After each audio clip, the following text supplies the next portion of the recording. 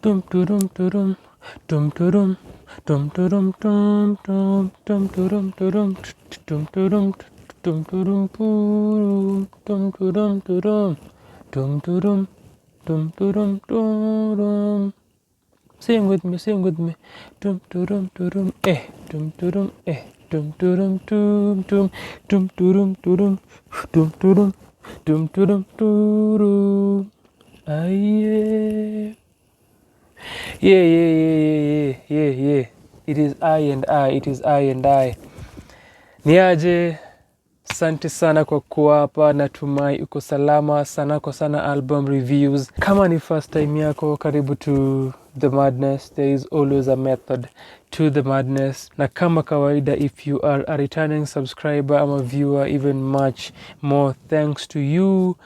Kama umekuwa ukifuata MWE kuanzia mwanzo, na kushukuru sana sana, ama kama umeipik kutoka mahali katikati ama kwenye tu umeipatia, na shukuru sana kwa your viewership, na shukuru sana kwa engagement yako.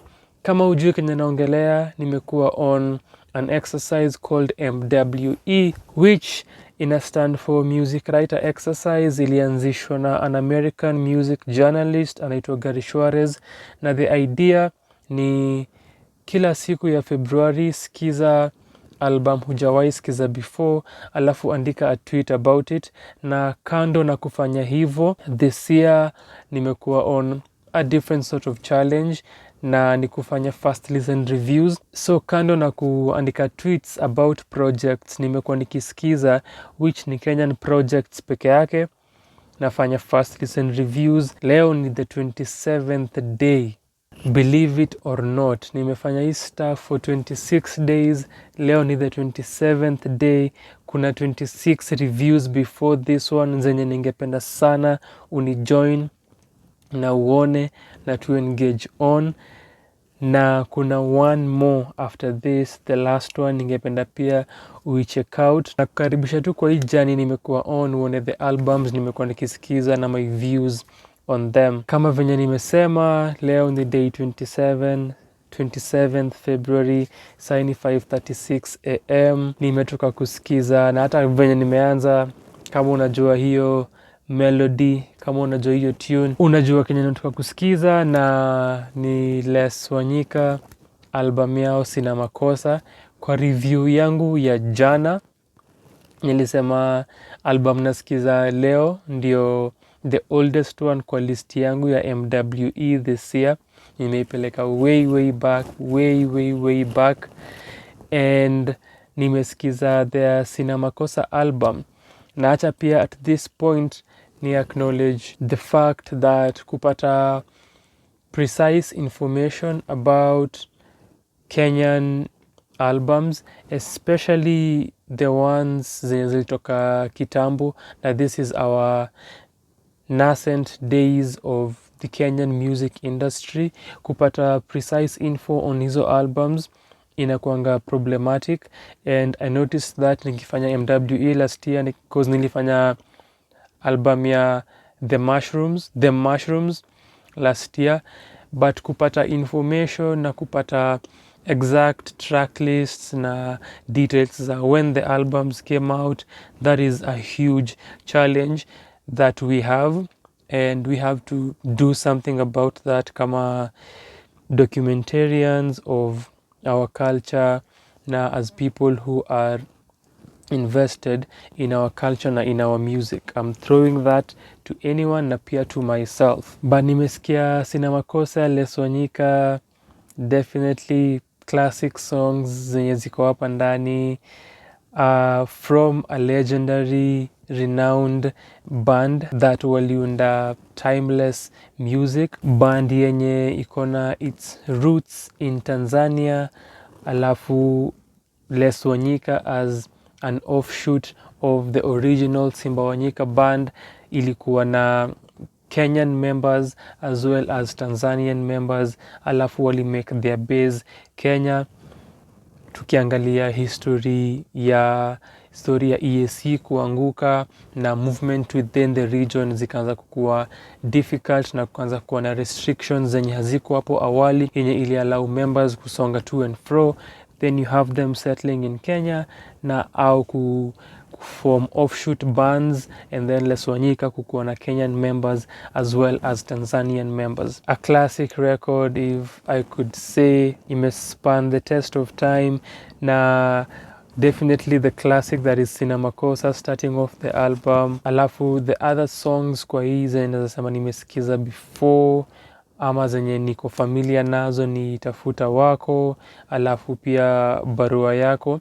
Hizo ndo the ones zenye niko familiar with, either nimezisikia before ama nimesikia parts of them before. Alafu Mbaya Wako Rafiki Yako, iyo na ni juu Calligraph alisample in 2014 ama 15 kuna a song of his inaitwa Ulimwengu yenye ilisample Mbaya Wako Rafiki Yako, but nimesikiza fully mara ya kwanza kwa hii album, being an album yenye ilitoka that many years ago. As a listener uta notice how the production is, na back then how walikuwa wanafanya their production na how the mixing and mastering was done. Definitely itakuambia ilitoka from a different time. Ukiangalia how the instruments zina sound and how the instruments zimekuwa mastered, alafu angalia also how their vocals zimekuwa mixed na mastered. But ujue hizi ndo the same songs zenye ni classic songs from hizo era zenye zimespan across different generations na zili leave their mark, and for quite a number of justifiable reasons: the songwriting, the storytelling, alafu the benga and the jazz sound pamoja, and being able ku localize jazz, being able kuona hii benga sound, alafu kutell our stories ama their stories kupitia hiyo mziki na kusongwrite venye waliifanya back then, na the emotions zenye wali manage kucapture hiyo time, na hizi ngoma zikaspan across different generations. All of these factors zina speak for themselves na zina play a huge part in making the music timeless, in making the music classic material. A lot of horn sections, a lot of guitar sections, a lot of bass lines, but mostly the most prominent instruments being the horns, alafu na guitars, which ni typical na characteristic of benga and the kind of music tulikuwa tunasikia ama unaweza pata from hiyo era yao. Definitely juu pia walikuwa trailblazers of the genre na a huge part of the soundscape ama the landscape that is Kenyan music from that era, na generally inspire other bands na kushape the sound that we had at the time, na also pia sound yetu moving forward from age yao na into different ages na generations. Na the arrangements too so the songwriting ina merge na ina match the arrangements za the different songs from Sina Makosa all the way to Wazazi. Uko na hizi nyimbo zenye the verses are there, alafu uko na the lead singer doing his thing na anaongoza, and then kuna hizi instances where wanaanza with the choruses na wanaimba pamoja. Kuna mse moja akona a conspicuous high voice, alafu kuna hizi segments where wanaacha the instruments they do the talking, and you get into these instrumental segments of the songs through the entire album, and you get lost in that. Unasikia the different instruments, although ukiangalia the production kuna a way unaweza notice the quality is not high quality, but you can still listen to and hear the different instruments. Alafu na get to these parts where kuna some talking happening, but very very briefly, ni fupi kwa the different songs. Apart from Wazazi, ngoma ya mwisho, it's a bit longer than the previous songs. Kuna someone speaking, alafu kuna also female speaking, akibuild upon hiyo idea ya wazazi kutreat watoi wao vyema na wasiwafukuze kwa nyumba, wasiwaadhibu kwa njia zenye hawa identify as justified. Wanasema ukiongelesha mtoto wako atasikia na atakuelewa na atatii neno lako. So wanaongea na wazazi. Definitely the didactism in that song na in other songs ni expected. Ukiangalia the times, alafu mostly it has to do with the times that they were in, na this sort of having societal teachings, having a moral of the story kind of thing kwa the music, definitely expected ukisikia our earlier songs, which is very typical of oral literature, which pia kuna aspects za oral literature kwa the music. But nilikuwa nasema the arrangements and how point inafika, music inatulia, kuna msanii anaongea briefly, then it goes back to the music na ina climax, alafu the song ends. So kuna that sort of structure through the different songs where wana allow the verses zijiongelee briefly, then the choruses, alafu the instruments pia zinajiongelea, then they sing together hizi choruses, and then pia kwa the instrumentation ukona the back and forth kati ya instruments tofauti. Mostly the guitar will go back and forth with the horns. I want to have the guitar with the drums, ama the guitar and the percussion. You have this and different guitar lines na guitar melodies holding the entire song, but kuna segments itakuwa more pronounced than the other. So hizo are the kind of arrangements that they are going for ukisikia the music. Na bila shaka benga the guitar ndiyo kusema, the guitar ndiyo kushikilia na inakuwa pronounced. After kusikiza unakumbuka the guitar melodies and the guitar lines na the back and forth kati ya instruments tofauti, the drums, the horns, the percussion, hapa na pale. Juka ukiangalia kwa barua yako, which wanasema one of the songs zenye nimesikia before na also one of their hits, wakisema nakupenda ila naogopa juu kuna wengine pia siko sure kama nitawezana nao, siko sure kama nitako able kukabiliana nao juu wao pia wanakupenda.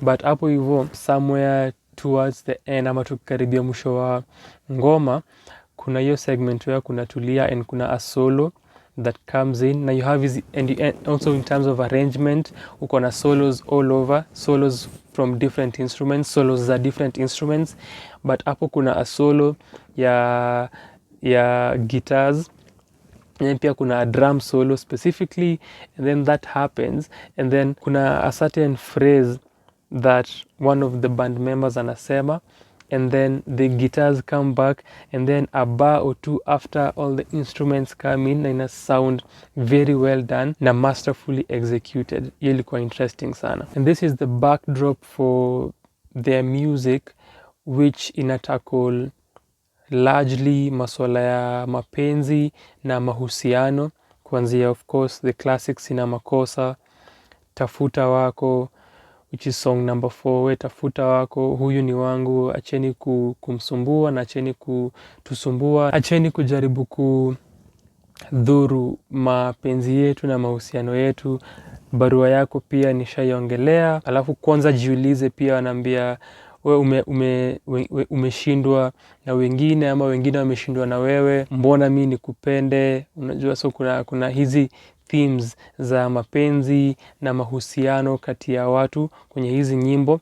Alafu the only songs zenye zinatoka nje ya hiyo sort of theme na area ni mbaya wako, rafiki wako, which inaongelea marafiki hugeuka kuwa maadui, watu nadhani ni wenzako sasa hivi si wenzako.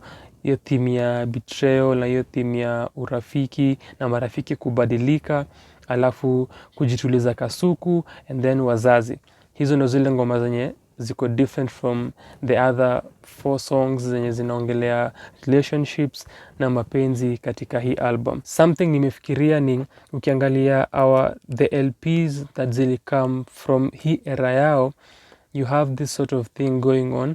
Ukiangalia arrangement ya the songs na the song selection, hawakuwa focus ati kwa theme moja yenye wana stick nayo. Kulikuwa na compilations kibao, ukiangalia venye walikuwa na arrange the songs ama venye walikuwa na choose the songs za kupick for their albums, hivyo ndo venye na feel kwa maoni yangu. Na pia imefanya nifikirie ningependa sana kusikia kutoka wasanii wa hizo era, nijue how walikuwa wana select songs for their albums na how the process was. Alafu pia ningependa kujua sana sana kuangalia wimbo kama Wazazi, nini haswa ilifanya watoe huo wimbo ama wakae chini kuandika, nini ili spark the discussion that they want to bring about kwa huo wimbo, wakiongelesha wazazi, wakiambia watreat watoi wao wa discipline in a different way. In classic benga na jazz songs, the 7 songs, but the length of hizi ngoma ni 8 minutes, 7 minutes, na Wazazi being the lengthiest song at 9 minutes and 30 seconds, just speaking to the genres that they come from. Alafu pia ukiangalia how the songs were being done, alafu the fact that zilikuwa some of them were being recorded live as they played, ama just being hizi lengthy songs that are speaking to the arrangement ya the songs na venye bands zilikuwa zina play. Na mention oral literature, something that inarika kwa hizi mangoma, ukiangalia the refrains that they have and the choruses that they have kwa the songs, but also how they are writing them na how they are addressing the subjects of the songs. Hata from Sina Makosa, baba, Sina Makosa, mama, that baba na mama, and how that is being repeated. Alafu kwa Wazazi, muadhibu mwanao vizuri, baba, mama, baba, iyo repetition ya the mama, baba, and even the phrasing in itself, na pia kwa different songs, iyo ni typical of oral literature, na tunaona iyo influence ikisip into their music largely. Na hayo ndio mawazo yangu kuhusu the album, its production, kuhusu iyo lack of cohesion, yangalia the themes na venye na flow. Kama umewahi sikiza Sina Makosa before ya Wanyika, niambie mawazo yako kuihusu. Kama hujaisikiza, enda pia usikize hiyo benga pale, usikie hiyo jazz, udance kule ndani, which is something that nime notice about the album. Kuna these songs zikiclimax that you can dance to them and ujibambe, at the same time ziko very chilled na the general atmosphere ni laid back. But niambie your thoughts. Alafu nimesema kuna 26 more before this one, ningependa usikize, ufuate hii journey kwenye ilianzia. It's amazing how far nimefika. Alafu kuna one more after this one, na kukaribisha usubscribe upate that last notification. But kuna so much more content that you can check out kwa hii channel, na asante sana for your time.